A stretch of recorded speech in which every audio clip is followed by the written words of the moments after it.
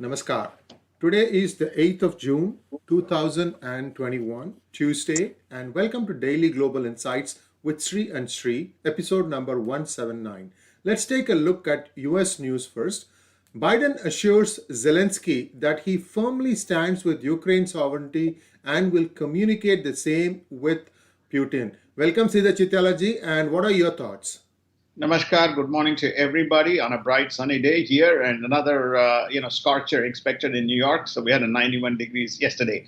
I think what it just communicates to us is the message that Biden wants to deliver to the world is, he is the new czar in town. He has a pretty good relationship with Mr. Vladimir Putin, and he can deliver the direct message in terms of what his views are. His views are he believes in the sovereignty of Ukraine, he is supportive of Mr. Zelensky, and that's the message that he's going to carry to Putin. Whether Putin listens or not is an entirely different matter, but that's the message Mr. Biden is delivering. Harris staff say climate and economy are the main drivers behind migration after Guatemala president blames the United States. So right now, Vice President Kamala Devi Harris is visiting on a visit to Guatemala and then to Mexico. And I think these comments came when she was at Guatemala. Your thoughts, sir? Yes, I think she's come back, and her comments say that mostly her, you and the staff are making the point that it is effectively climate and economy that is driving people to leave, whereas the Guatemalan president says, no, you guys have opened the borders, you are encouraging, you are giving them all kinds of incentives, and you are talking up for people to legally or illegally cross the border. So this is what has driven the momentum, and it's actually affecting our economy as more and more people, the people who really matter to stay and make our economy grow, leaving the place. So that's a disruptor for the economy of Guatemala and perhaps Mexico, sir. It is. Guatemala, El Salvador, and including Mexico, which is one of the reasons why the lady Kamala Harris, Vice President, Her Majesty Kamala Harris, has stated that she's prepared to spend $400 million to build infrastructure in that country to enhance the job opportunities, which was stoutly rejected by the Republicans and saying, what the hell is going on here? You can't borrow money on the back of the balance sheet of United States and give to countries. They have to build their own economies, and we can help them on the trade, but we can't be injecting capital into every part of the world. This is the dichotomy between the two policies. And in other news, House Democrats are telling Blinken, the Secretary of State, about Hamas. Every rocket fired by Hamas on Israel is a war crime. So now the House Democrats have also started speaking up against Hamas. So what do you think the squad's going to say, sir? What do you think the squad is? Squad is saying already that United States is very similar to Hamas and Taliban. It has created undisputably, it has created damage in other parts of the world. So therefore, it is also a Hamas. If you want to blame Hamas, if you want to blame Taliban, it's also Taliban. This is this is a statement from the great character called Alexandria Ocasio-Cortez, AOC, as she is called. This is a statement. Interesting that Democrats should look to the people like AOC and Rachida Tlaib and Ilan Omar and Pramila Jayapal as those who are going to be leading their party in the future. Every one of them has their priorities misplaced, as this particular resolution from the House Democrat states. So maybe the Democratic moderates and perhaps the other wings of Democrats, we don't even know how many there are, they are beginning to say, wait a minute, this is not representative of this party. So interesting times ahead for us to see. Sir, Blinken says that he cannot put a percentage number behind the notion that COVID originated in a lab. Nobody's asking him to put a percentage number, sir. It is whether it happened or not happened. There is no percentage here involved. Well, the question was asked, what do you think are in your estimate, the chances that COVID originated in the Wuhan, virus lab? What do you think? His view was, I can't tell you. I can't even put a percentage. There was a 50% chance. There's a 60% chance. So this is his, as usual, reflexive response to that question. It's very sad coming from a Secretary of State.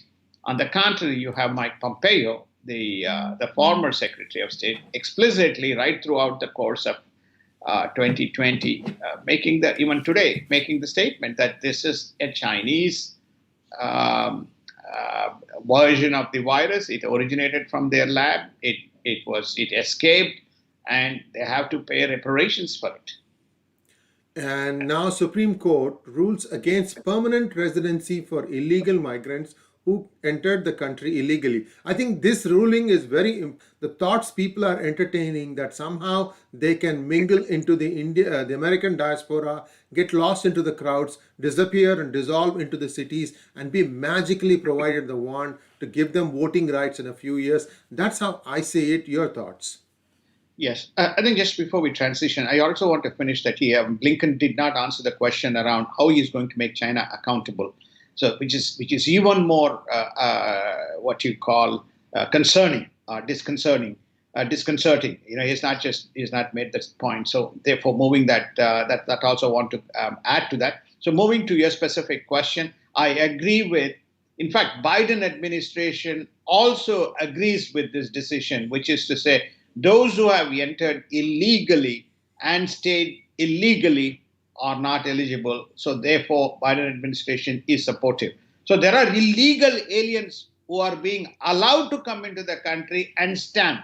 So that's why I use the word legally illegal. If you recall through some of the DGI shows, we have used the word legally illegal. So there's a differentiation between illegal, and legal. If you're part of the surge, entered legally in an illegal manner, you will be carried and traveled across in airlines and buses and be located in the cities. But if you come illegally and occupy places illegally and make a contest for citizenship or rights to stay here, then you are not allowed. This is the difference. Senator Manchin to vote against Democrats in the sweeping election bill, and there is no progress in infrastructure, climate, and America Child Plan deals. Well, quick thing about the sweeping election bill. What do we know? What is in there, sir? Are they going to normalize the process of election across the country with the same process being followed in every county? Do you know what is in there, sir? I will give a very simple answer to this question. Please read the book that is being released by Sree Iyer ji. So if you read that book, include some total of everything that is written by him in the book. That is what is the new election reform bill. Okay, please read his book. You will find some total of all the changes. That's number one. Number two, they withdraw the control from the state and take it to they withdraw control from the states and make it a federal management of the elections. So that's also probably Sree Iyer has written. Then effectively, I have answered his question because the content to the answers to the question that he has raised are the content of his book. Well, I hope this happens, and I also hope that blockchain is the technology that will underpin this, because that will give a free expression of thoughts and views for every American citizen. You can change your vote 100 times. The last vote that you cast before the election date ends shall be your vote. And you can go back and see how many times you changed it, for what reason you changed it. Just knock yourself out. Most importantly, 100% of America can be made to vote. You can take away benefits if they don't vote, because the vote will be on your cell phone. That's where it should be. That's where it is headed. And I hope my dream comes true, because there are bigger things that I have, bigger plans I have for blockchain technology to be implemented. Just tooting my own horn, but thanks for segueing into my book, sir. And viewers, this book is going to be released very, very soon. And we are now in the process of building up the production capacity, going through final edits right now, and we will definitely let you know. Stay tuned. Sir, in other news, Democratic internal report indicates that defund police and socialism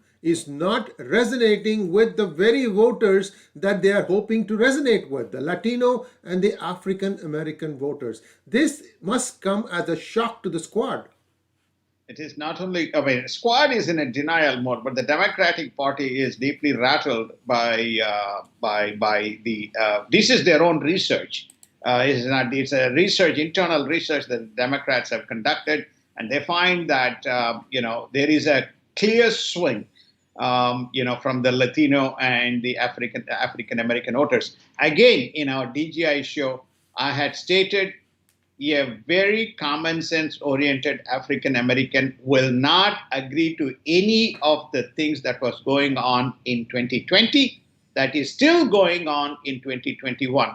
Often they find themselves, when you talk to them, they are the people who are left behind and most affected, notwithstanding the fact that the Democrats think they're actually helping. They're more hurting the community rather than helping the community. As far as Latinos are concerned, they're very clear. They want work, they want jobs, they're very hardworking people, and they do not want all these kinds of doleouts. They want less taxes, and they want to have the freedom to earn money and send money to support various families, their families around the Latin America and the Central America and Latin America. So therefore, I think that slowly people are beginning to find that the core constituents which make up the Democratic Party are shifting because they are not resonating with the policies that Democrats are coming out.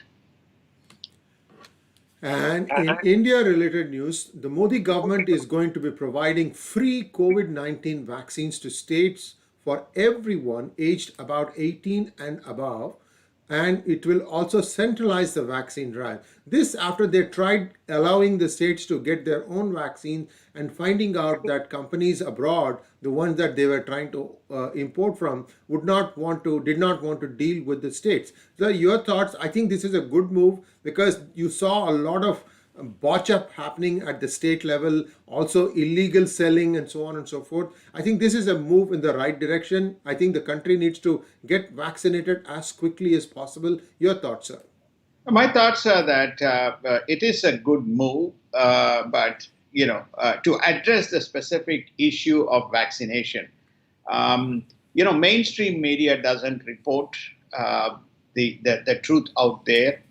Yesterday, the Indian government published a table, the table that shows vaccines available in states and the amount of vaccines utilized.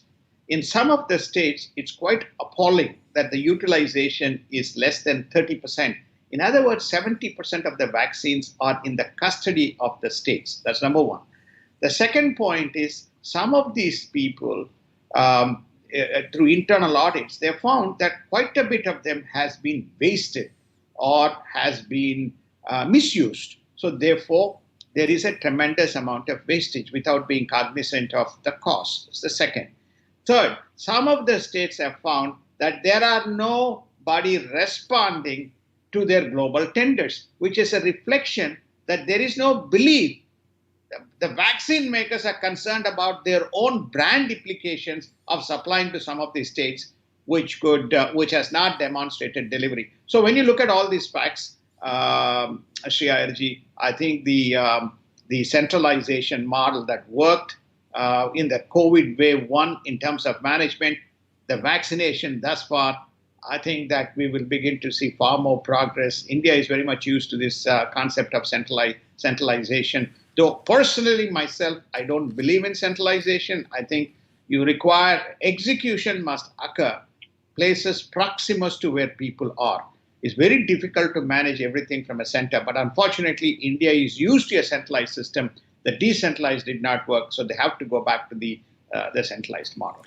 And viewers, we are going to have a very clinical analysis of the 7 years of the Modi government and it probably will air either tomorrow or the day after. Keep you posted. Just stay tuned. It's a very, very hard amount of research that Sridhar Chityala ji had done and came up with the observations. So we are going to be looking at the entire gamut of all the things that the Modi government did. What are the hits, what are the misses, what are the commissions, what are the omissions. So please do watch that program and give in your comments. Send in your comments. You can send it on our YouTube channel, or you can also use the other social media platforms wherever you are consuming the news. In other news, Modi government is still confident of vaccinating everyone by December 2021.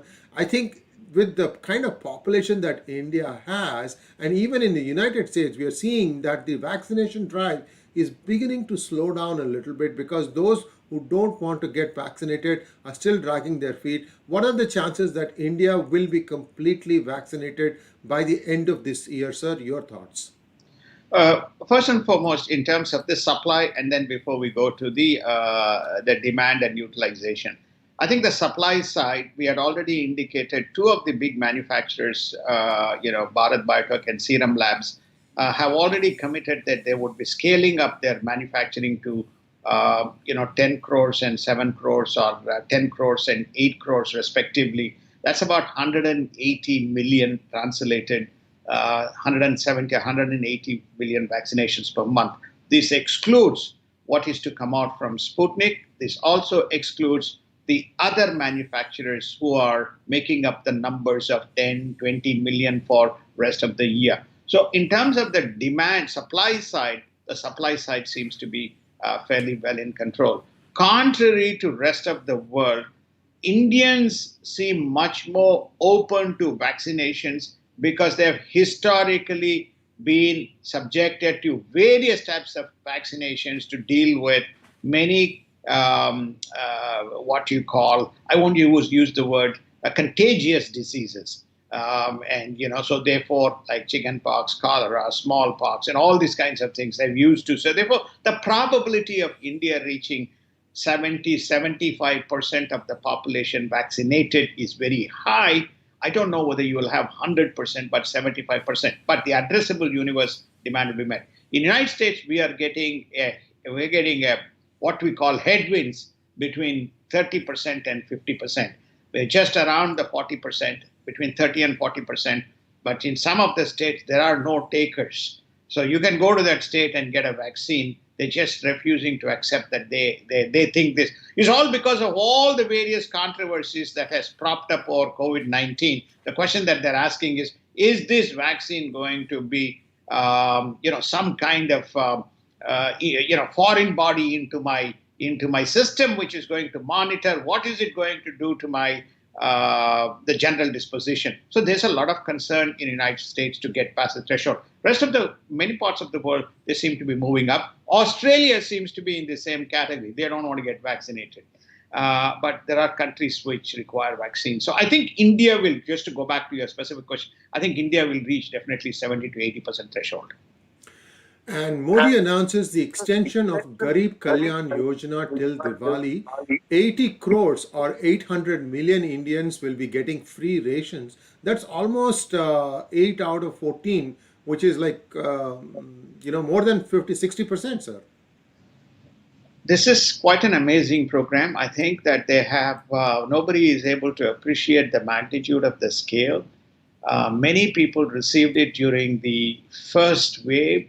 They're going to continue this in the second wave because of this lockdown, on, off, on, off, on, off. People are impacted. But the scale of this program is monstrous. It's going to be funded. When you add free vaccines, when you add this free rations, imagine the amount of cost to the balance sheet of the government. It is so people only talk about Reserve Bank of India transferred X amount of excess profits from its account to the center, or to the federal, or to the Indian government, but they don't factor in the amount of outlays against which those money is being decked.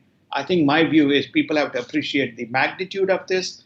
and also the efficient way without sinking the balance sheet. We are sinking the balance sheet in United States. We are borrowing the hell out here, but to various programs, at least to some extent, there is some diligence in the Indian model. And more than 30,000 children have been orphaned during the pandemic, says a child rights body. There is a very detailed article in pgurus.com on this. We do encourage viewers to read that article for the complete perspective. And the most important thing is how this Modi government is handling this with a very humane touch. I think all kudos to Modi ji for making sure that he is leaving no child behind in this progress, in this path towards the progress. And I mean, I can't say enough good things. I mean, we may have some agreements and disagreements about some other things, but on this particular thing, I think Modi ji has got it right. Your thoughts, sir? I think I've read the article. It's a very good article, and it's a very good program. And I think most important thing is that they are owning up and saying, "Look, we have got a PM Cares Fund program. We will assess and look at whether that's exact. We have allocated money for this purpose. We just want to make sure that the money has reached the right people. If it has not, we'll put corrections in place to do that." So I think I agree with the sentiments, and I encourage people to read the article that PGurus has put out. And misunderstanding with India resolved, says Nepal's PM KP Oli. And this, let's hope, will take the relations forward, because for the longest time, Nepal has been flirting with China. I hope this again brings things back on an even keel, because Nepal was the last Hindu country which also went secular some years ago. So, your thoughts? My thoughts are that this is very good. I heard snippets of this interview. I was curious. It's very fascinating. Mr. Oli says, "But China gives vaccines. We need vaccines. If China gives vaccines, we'll take vaccines. But India is our big brother. We have agreements, we have disagreements, but at the end of the day, we are part of one single family. And India, we are grateful to India for giving us 2.1 million vaccines when we needed it." So it seems to be, all hunky dory between Nepal and India. There was this rumor floating around that it looks like Modi and BJP or the present Indian government put a lot of stake into KP Oli when there was that conflict. There was a question mark whether he's going to turn out. So it seems like he has turned out, notwithstanding the fact that, like Israel, Nepal always seems to have, it cannot have a stable government. It seems to change government, at the flick of the moment. So let's hope that this guy comes back and there is peace and harmony between the two large Hindu nations. As a matter of fact, we had a video conversation with a Nepali journalist a few months ago to understand the reason why Nepal is going through this turmoil. The most important thing is the Communist Party of Nepal is split into two parts, and the agreement was that one will rule for the first half and the other one will rule for the second half. And as always that this happens in these kinds of agreement, the first half doesn't want to relinquish. That's where things stood. And you can go back to the YouTube channel of PGurus to look at this for more perspective, because this came about 6 to 8 months ago. Also, in other news, fresh stimulus unlikely in Q1. Focus will be on budget capital spending, says the Finance Minister of India, Nirmala Sitharaman. Do you think this is correct? In your opinion, how should things be? Let's just give it a little more time, and eventually we will see the stimulus. The eternal optimist here. And in global news, Biden will seek action plan on ransomware attacks at the G7 and NATO summits. So the United States is the technology leader. United States should be presenting its plan. What is the action plan that the other countries can say, sir? US is sitting with, NSA has the most powerful computers in the world. It's interesting you raise the point. The breaking news is that United States FBI and internal agencies have been successful in recovering 2.3 million Bitcoin value that the dark side had demanded They demanded 4 million. I don't know whether part of the money has left, but 2.3 million has been recovered.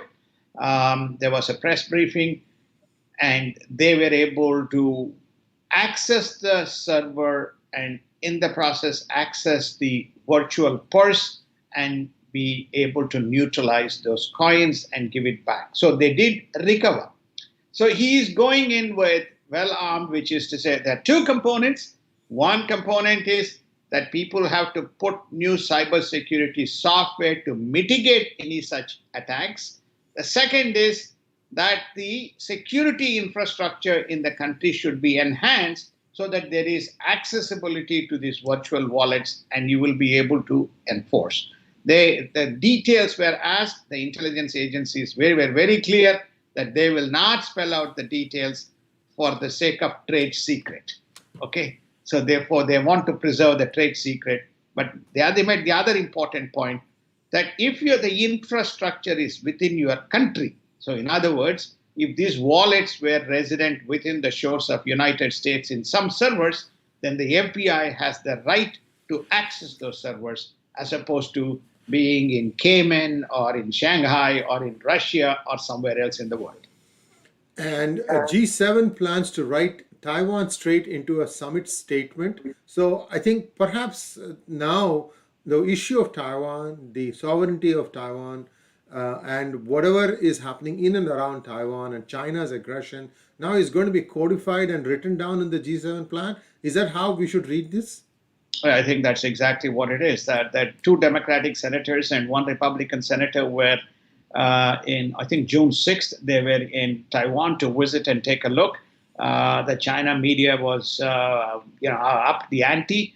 And basically to say these guys came in on a C-17 transport plane under the pretext of aid.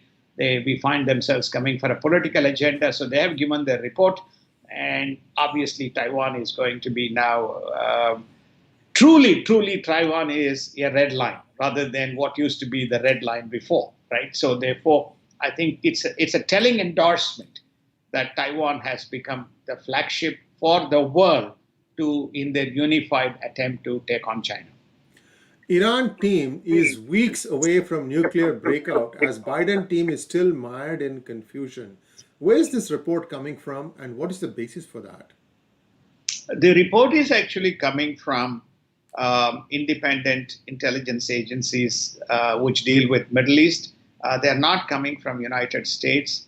There's also probably Europe, which is monitoring the situation. There's obviously a considerable amount of work that the Israelis have been doing by way of monitoring what's going on. I think it's true that, we just reported, a few days ago in DGI that China continues to supply nuclear material both to North Korea as well as to Iran.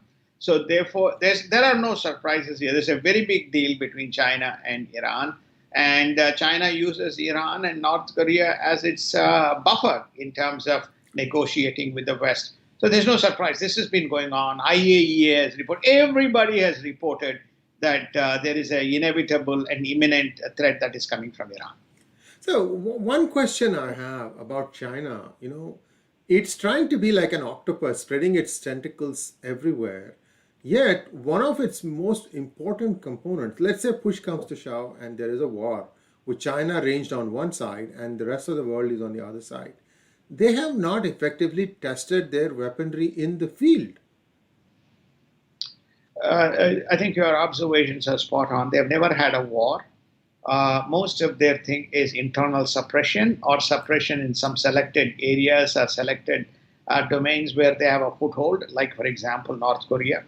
They have used only surrogate media. They have used what you call as indirect influence in many countries, media, politicians, advocates, all these advocates, meaning not lawyers, but those who propagate Chinese stories. That's what they've used. They've never fought a war.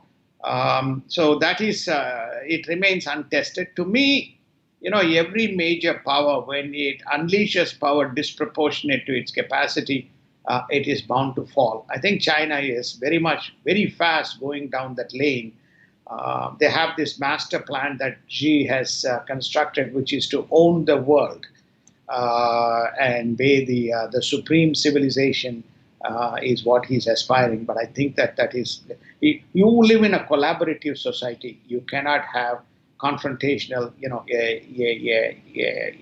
what you call unilateral architecture that is prevalent. So I think that if the world is on one side and China is in the other side, it's just going to face some disastrous consequences. And in Hungary, protests erupt against the construction of Chinese university campus for Shanghai's Udan University. So this is like a satellite campus that Shanghai wants to establish in Hungary, and that's where the protests are, sir? Massive protests, which is there. We don't want to do anything with China. Yes, the Shanghai, it is the Udan University, it's a satellite presence there. And so, for the time being, the Hungarian government has stalled the plan for the university. And China military flybys near Taiwan reduce after the United States Japan statement on the 16th of April. Is that 16th April or 16th May, sir? April 16th, that was their joint statement which they issued.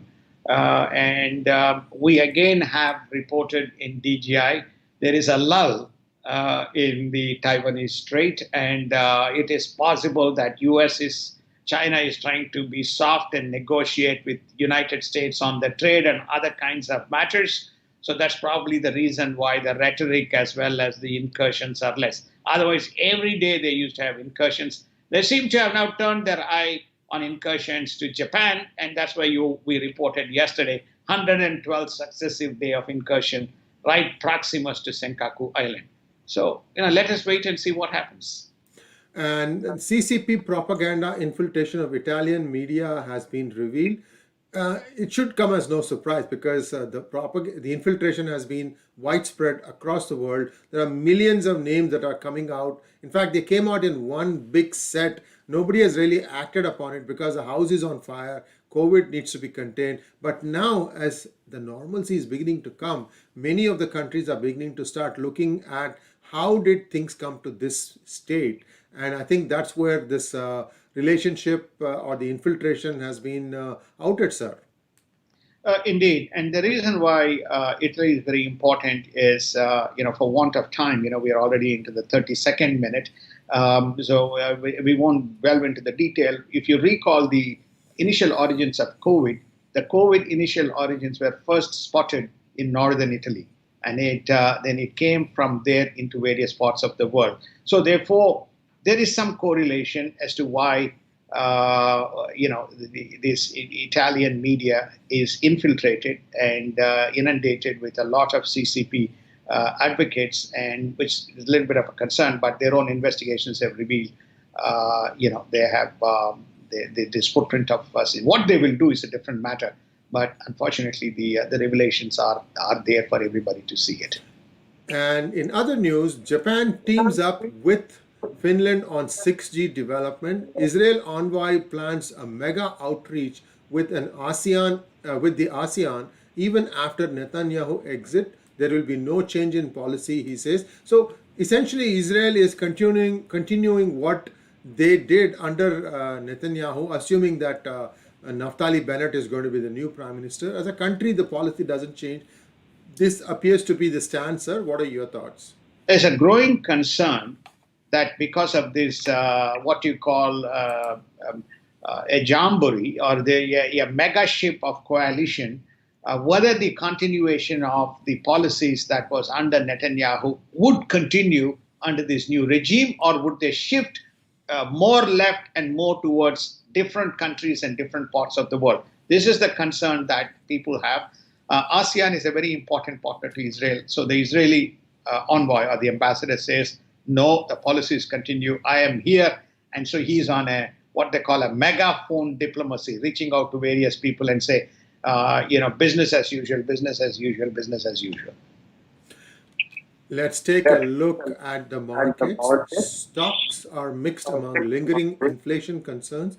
Dow drops 100 points. How do you expect the stocks to perform today, sir? The stocks are S&P is up, as I see. S&P futures is up, Nasdaq futures is up, Dow is a little bit down, but you expect Dow to to make its way. As the earnings report come out, it's driven by the earnings. But let me also caveat: Dow is up 15% as at date for the year. S&P is up 14% for the date as at date for the year.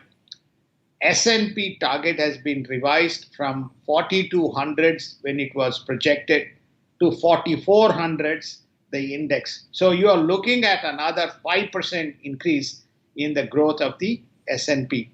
Already, I said 15% to Dow.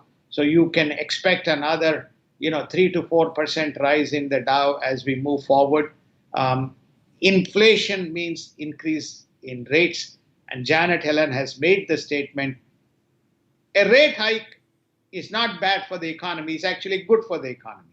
This is her statement after the initial statements that we will not be raising rates for some time. But the markets are jumping, the demand is jumping, but there is not enough people to meet the demand. This is the other side of the problem on the macroeconomics, which is the labor, right? So you remember that the labor part of it. So I think what they're trying to do here is the markets are on the rise, the economy is on the rise, the economy is expected to be somewhere between 5 and 6%.